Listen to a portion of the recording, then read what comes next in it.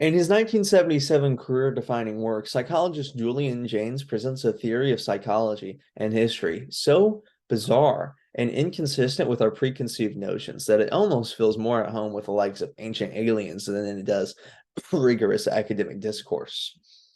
But despite how absurd the theory may sound on first listening, the evidence that Jaynes presents, in my opinion, makes us or warrants the theory a second look and a deeper dive, and that's what we'll be going into today. James's theory is centered upon four main tenets. Number one, that consciousness is a learned process based on metaphorical language.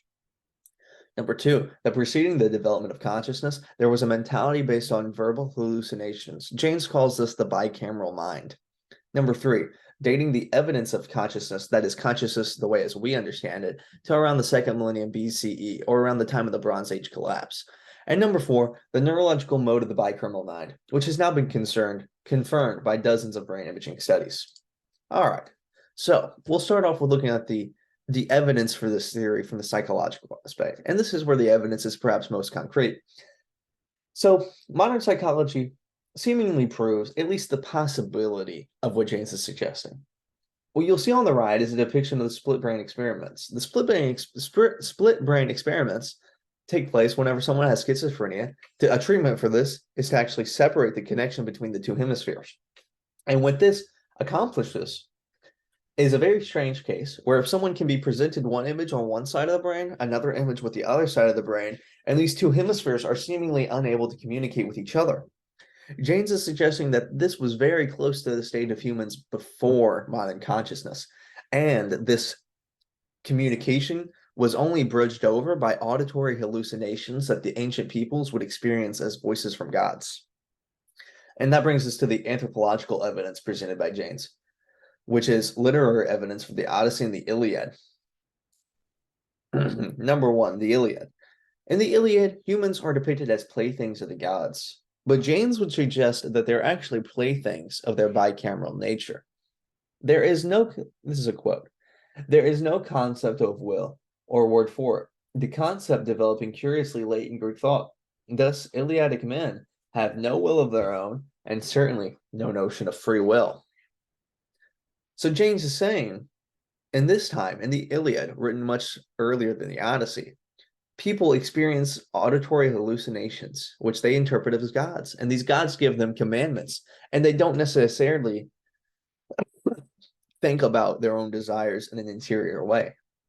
He contrasts this with the Odyssey, where he says the role of the gods has shifted from center stage protagonists to bit part players in the theater of human agency. We also see a more prominent role of divination, with frequent referencing of seers and omens. So whenever he's saying gods become bit part players in the theater of human agency, he's pointing out that in the Odyssey, human characters drive the plot, but in the Iliad, gods command human characters and human characters do what the gods say.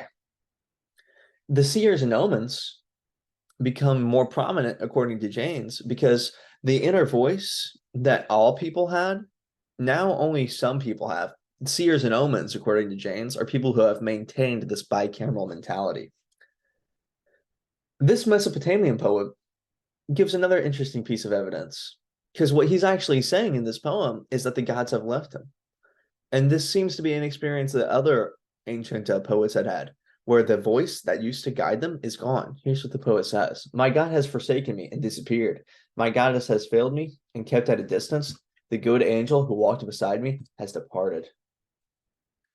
Now, there's also in my opinion, some compelling evidence against this theory. Number one, from the Iliad. In the Iliad, Achilles says, I hate that man like the very gates of death, who says one thing but hides another in his heart.